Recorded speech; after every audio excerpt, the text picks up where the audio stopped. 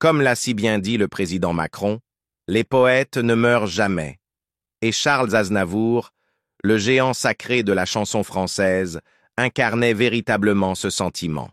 Pourtant, derrière les applaudissements et les projecteurs, il y avait un homme portant le poids d'une douleur personnelle, un père en deuil du vide laissé par son enfant pendant des siècles. Rejoignez-nous pour plonger dans l'histoire poignante de Charles Aznavour, un homme dont la vie et l'héritage ont été à jamais façonnés par les tragédies qui l'ont défini. Une enfance marquée par le déracinement et la survie au milieu de la tragédie. Charles Aznavour est né en 1924 dans le quartier de Saint-Germain-des-Prés à Paris. Sa famille, des immigrants arméniens, s'était installée en France et sa jeunesse a été marquée par la difficulté et le déracinement culturel. Il a été nommé Chanour Vaguinag Aznavourian par ses parents, Michael et Knar, qui étaient des survivants du génocide arménien. Son père, Misha, venait d'Akaltsikh, en Géorgie, tandis que sa mère, Knar, était originaire d'Adapazarı, en Turquie. Son unique sœur, Aïda, était née 1 an avant lui à Thessalonique, en Grèce. Les Aznavourians vivaient dans le quartier animé de la rue Monsieur-le-Prince à Paris et tenaient un modeste restaurant arménien rue de la Huchette, un lieu de rencontre pour les artistes et les musiciens jusqu'à l'arrivée de la dépression. Les origines familiales d'Aznavour étaient ancrées dans les traditions de l'hospitalité et de l'art, mais elles étaient aussi marquées par les conséquences tragiques du génocide arménien. Malgré les efforts de ses parents pour établir une nouvelle vie à Paris, les premières années d'Aznavour ont été façonnées par la douleur de leur passé. Le restaurant de la famille, autrefois un lieu de rassemblement vivant, a finalement été durement touché par la récession économique. Le père d'Aznavour, cependant, divertissait ses proches en affirmant qu'il était lié à la royauté, prétendant que son propre père avait été chef pour le tsar russe. Aznavour a plus tard minimisé cette histoire, riant et racontant que son grand-père était en réalité chef pour le gouverneur de Tiflis, en Géorgie, plaisantant que le tsar ne venait visiter que tous les 150 ans. Dès son jeune âge, Aznavour fut plongé dans le monde de la performance, ses parents l'encourageant à se consacrer aux arts. À seulement 9 ans, il quitta l'école pour se concentrer sur sa passion pour le théâtre et le chant, adoptant le nom de scène Aznavour.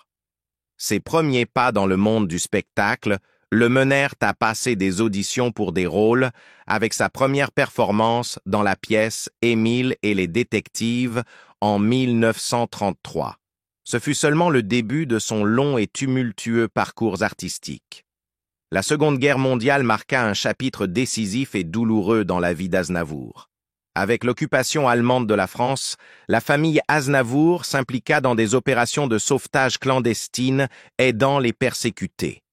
Aznavour et sa sœur Aïda jouèrent un rôle clé en cachant des Arméniens, des Juifs et d'autres personnes chez eux à Paris, risquant leur vie pour leur offrir refuge et sécurité. Leurs actions furent reconnues en 2017 lorsqu'ils reçurent le prix Raoul Wallenberg pour leur courage et leurs efforts humanitaires. La famille Aznavour était profondément liée au groupe de résistance Missak Manouchian, et leur implication dans ces entreprises risquées témoigne de leur courage et de leur engagement à protéger les personnes vulnérables pendant l'une des périodes les plus sombres de l'histoire. Les géants sacrés de la chanson française. La trajectoire de carrière de Charles Aznavour a été marquée à la fois par des difficultés et une grande brillance, et son ascension vers la célébrité internationale est survenue après des années de persévérance inlassable. Il a commencé à jouer dès son jeune âge, apparaissant dans sa première pièce, Un petit diable à Paris, puis dans un film, La guerre des gosses.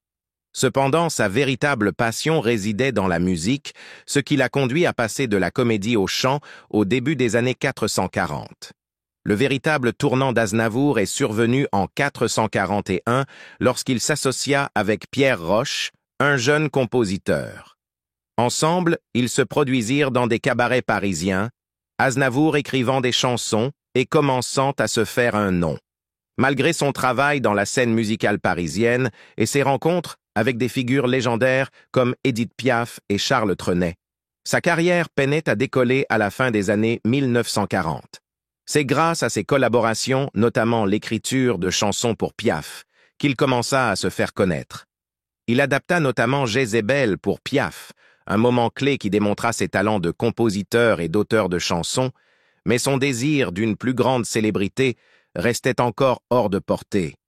Dans les années 1950, la carrière d'Aznavour commença à prendre de l'ampleur. Sa voix distinctive, ses paroles poignantes et son interprétation émotionnelle résonnaient auprès du public tant en France qu'à l'international. Ne se contentant plus d'écrire pour d'autres artistes, Aznavour commença à s'imposer comme un artiste solo. Les années 1950 virent sa popularité internationale croître, et à l'arrivée des années 1960, il était reconnu dans le monde entier, ayant chanté dans des villes majeures telles que New York, Moscou et Buenos Aires.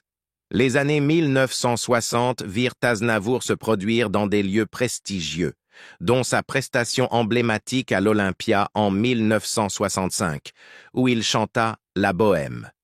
Sa capacité à transmettre une émotion profonde à travers ses chansons et à se connecter avec le public mondial fit de lui une star. Les collaborations d'Aznavour prospérèrent également durant cette période, avec des stars comme Johnny Hallyday, Paul Anka et Elton John. En 1972, son album « Idiote, je t'aime » fut publié, contenant la chanson révolutionnaire, comme ils disent, qui abordait le thème de l'homosexualité, un sujet encore tabou à l'époque. Cela marqua Aznavour comme un artiste prêt à repousser les frontières sociétales. Cependant, la carrière d'Aznavour ne se résumait pas à la musique. En 1960, il se lança également dans le cinéma, prenant un rôle principal dans Tiré sur le pianiste de François Truffaut. Sa carrière d'acteur ajouta une autre dimension à son talent déjà polyvalent. Tout au long de sa vie, il continua à jouer et à écrire, enregistrant plus de 91 albums studio et plus de 1000 chansons, dont beaucoup sont devenus des classiques intemporels. Ses collaborations avec des artistes renommés comme Frank Sinatra, Andrea Bocelli et Ray Charles consolidèrent encore sa place parmi les plus grands. En 1974, Aznavour connut une percée majeure au Royaume-Uni, où sa chanson « She » domina le UK Singles Chart pendant 4 semaines, renforçant son statut d'icône musicale mondiale. Ses chansons furent chantées dans plusieurs langues, dont le français, l'anglais, l'italien, l'espagnol, l'allemand et même l'arménien, témoignant de son attrait mondial. Son succès de 1974, The Old-Fashioned Way, resta dans les charts du Royaume-Uni pendant 15 semaines, reflétant sa popularité constante. Au fil des ans, des artistes tels que Céline Dion, Marc Almond et Liza Minnelli interprétèrent ses chansons, témoignant ainsi de l'influence durable d'Aznavour. Malgré son succès, Aznavour n'a jamais été satisfait de se contenter de la célébrité. Il était un défenseur engagé de son patrimoine arménien, consacrant une partie de sa vie à soutenir son pays d'origine. Ses efforts furent reconnus lorsqu'il fut nommé ambassadeur permanent de l'Arménie par l'UNESCO. Les liens personnels et professionnels d'Aznavour avec l'Arménie sont restés forts tout au long de sa vie, et ses liens émotionnels avec le pays se sont intensifiés après le tremblement de terre en Arménie de 1988. Avec le temps, la célébrité d'Aznavour n'a cessé de croître. Dans les années 1990, il continua à tourner largement, se produisant dans des pays à travers le monde. Ses concerts, souvent dans plusieurs langues, mettaient en valeur sa polyvalence d'artiste et son dévouement à atteindre un public diversifié.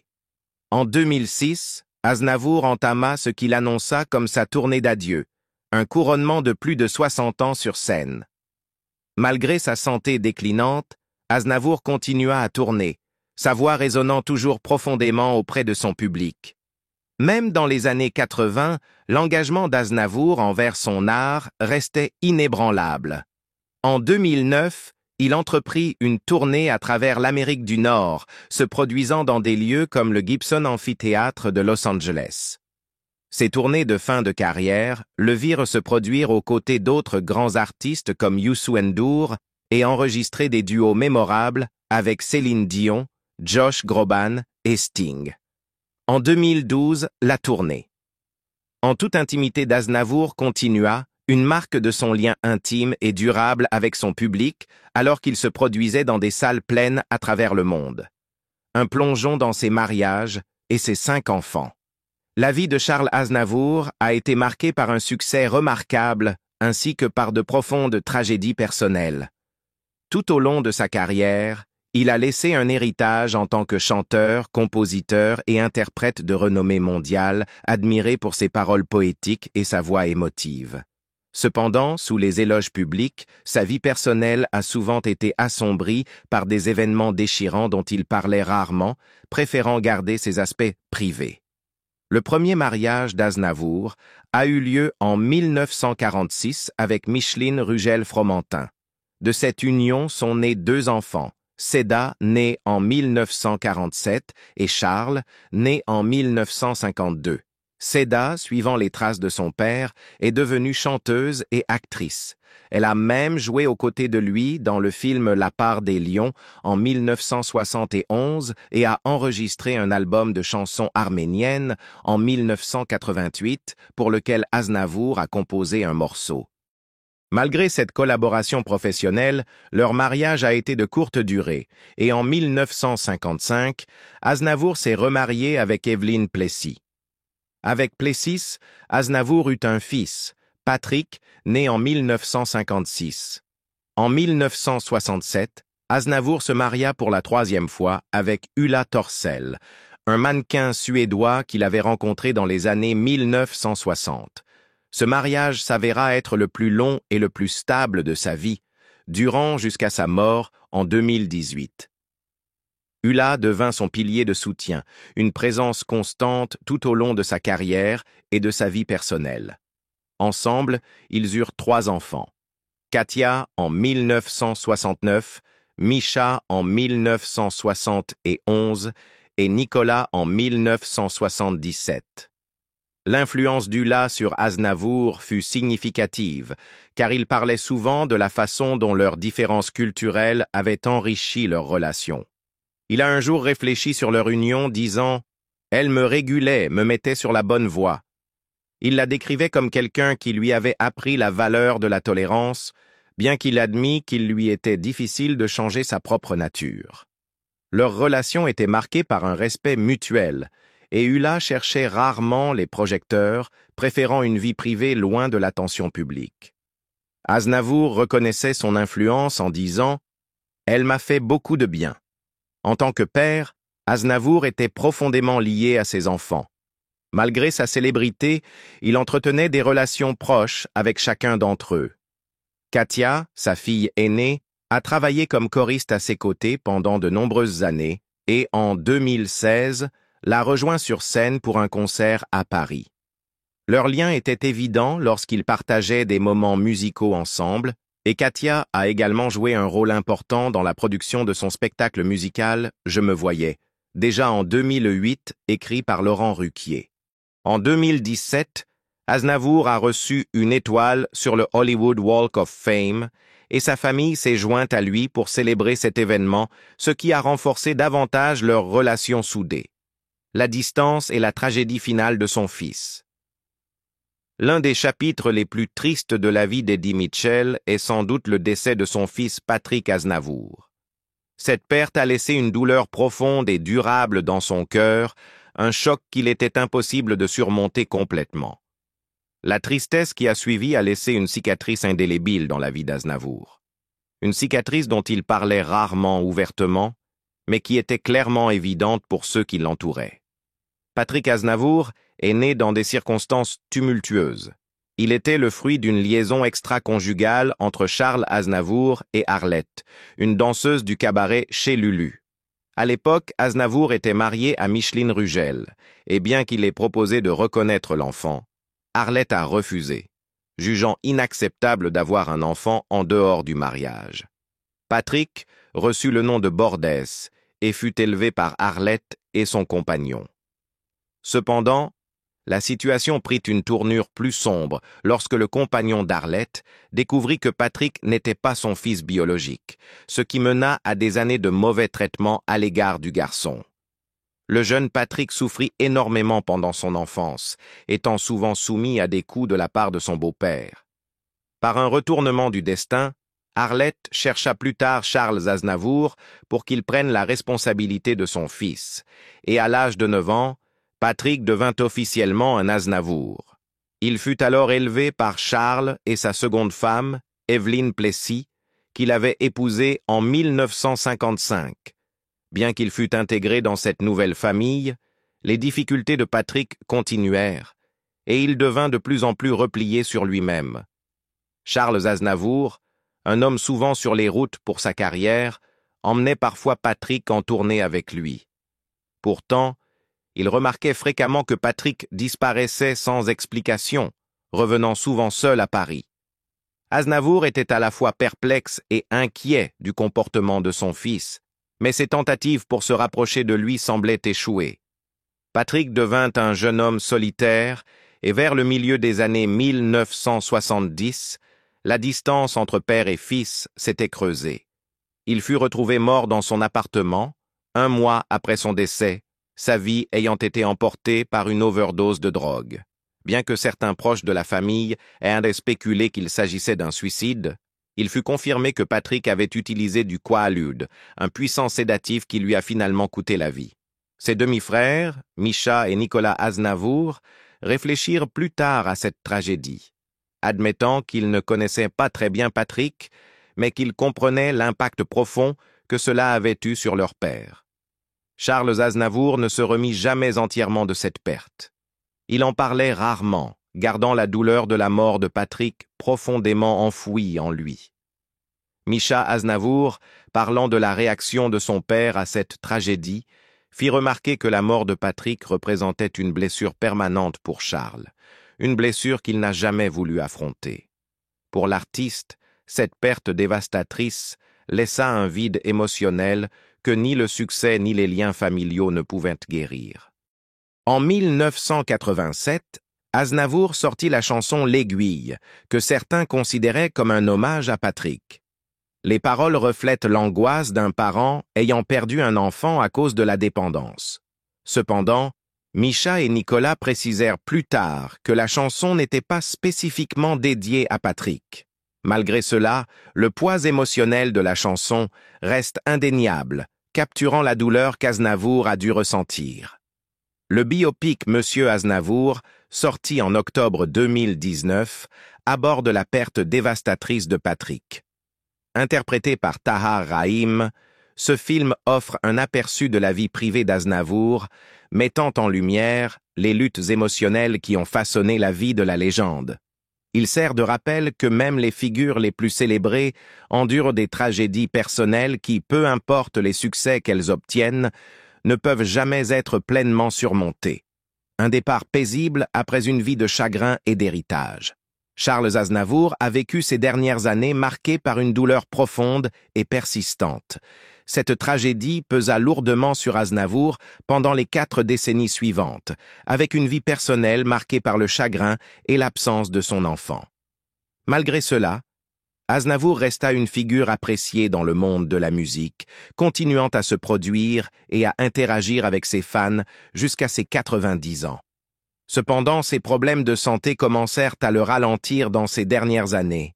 En avril 2018, juste avant son 94e anniversaire, Aznavour se blessa en répétant pour un concert à Saint-Pétersbourg. Il se tira le dos, ce qui l'obligea à annuler une performance qui fut ensuite reprogrammée. Malheureusement, cela ne serait pas le dernier revers de sa santé. 1 mois plus tard, en mai, il tomba chez lui à Mauriès, se fracturant le bras à 2 endroits. Cette blessure conduisit à d'autres annulations de ses concerts, y compris ceux prévus pour les mois d'été. La douleur de la fracture persista, comme il le révéla dans une interview en septembre, quelques jours avant sa mort. Aznavour, qui avait toujours été ouvert sur ses vues concernant la vie et la mort, parla franchement de ses difficultés de santé lors d'interviews. Dans une conversation avec Anne-Élisabeth Lemoine sur l'émission française C'est à vous, il réfléchit à sa vie et à sa relation avec sa défunte sœur, Aïda. Ensemble, ils s'étaient promis de vivre jusqu'à 100 ans, un pacte qu'il ne put réaliser. Malgré sa fragilité, Aznavour conserva une attitude positive et rassurante, déclarant « J'ai ce qu'il faut pour m'occuper de moi ». Son optimisme contrastait vivement avec la réalité sous-jacente de son état de santé déclinant. Le 1er octobre 2018, Charles Aznavour est décédé à l'âge de 94 ans. Il a été retrouvé dans la baignoire de sa maison à Mouriès, l'autopsie officielle révélant qu'il était mort d'un arrêt cardio-respiratoire, compliqué par un œdème pulmonaire aigu. Les circonstances de sa mort étaient claires. Il ne s'agissait pas de noyade, mais bien de la progression naturelle de son déclin de santé. La nouvelle de sa mort fit l'effet d'une onde de choc dans le monde de la musique et parmi ses fans du monde entier, avec des hommages venant de tous horizons. Les obsèques d'Aznavour ont eu lieu le 5 octobre 1918 aux Invalides à Paris. La cérémonie fut un moment solennel, reflétant à la fois son importance pour la France et son héritage arménien. Le président français Emmanuel Macron prononça un discours émouvant, qualifiant Aznavour d'un des visages les plus importants de la France et décrivant ses paroles comme une source de réconfort et de consolation pour des millions de personnes. La cérémonie a été marquée par la présence de nombreuses personnalités, dont les anciens présidents français Nicolas Sarkozy et François Hollande, ainsi que le président arménien Armen Sarkissian et le premier ministre Nicole Pachinian. Les funérailles d'Aznavour n'étaient non pas seulement un hommage de la France, mais aussi un moment de deuil pour la communauté arménienne, à laquelle il était resté profondément lié. Dans les jours qui suivirent sa mort, une messe de requiem fut célébrée à la cathédrale arménienne Saint-Jean-Baptiste à Paris. Cet hommage était particulièrement significatif, car c'est dans cette église qu'Aznavour avait été baptisé et marié. Le dernier lieu de repos de Charles Aznavour se trouve à Montfort-l'Amaury, une ville pittoresque des Yvelines, non loin de Paris. Bien qu'Aznavour ait vécu à Galluise dans les années 1960, il avait un lien spécial avec Montfort-l'Amaury, visitant fréquemment la région et appréciant son charme. Il avait même accueilli le légendaire Johnny Hallyday pendant 2 ans chez lui. Cette connexion avec la ville a peut-être influencé sa décision d'acheter une parcelle au cimetière local pour son dernier repos. La tombe d'Aznavour est une simple mais digne crypte familiale située à l'extrémité du cimetière, un endroit serein et paisible qui est régulièrement visité par des fans du monde entier. Depuis sa mort, le cimetière est devenu un lieu de pèlerinage pour ses admirateurs qui laissent des fleurs, des bougies et des messages sincères sur sa tombe. Le cimetière lui-même, datant du XVIe siècle, offre un cadre tranquille, avec ses galeries couvertes et son architecture charmante. Les visiteurs de Montfort-l'Amaury réfléchissent souvent au fait que c'est là que repose un homme dont la voix et les chansons ont apporté du réconfort à des générations d'auditeurs. La vie d'une célébrité n'est jamais facile, car équilibrer une carrière avec la vie de famille est souvent un défi. Charles Aznavour, malgré son immense talent, a affronté de profondes pertes personnelles et des tragédies qui ont marqué son parcours. Sa musique, cependant, a touché le cœur du monde entier. Y a-t-il une chanson d'Aznavour qui fait partie de vos souvenirs d'enfance? Partagez vos pensées dans les commentaires ci-dessous. Et n'oubliez pas de liker et de vous abonner pour plus de vidéos.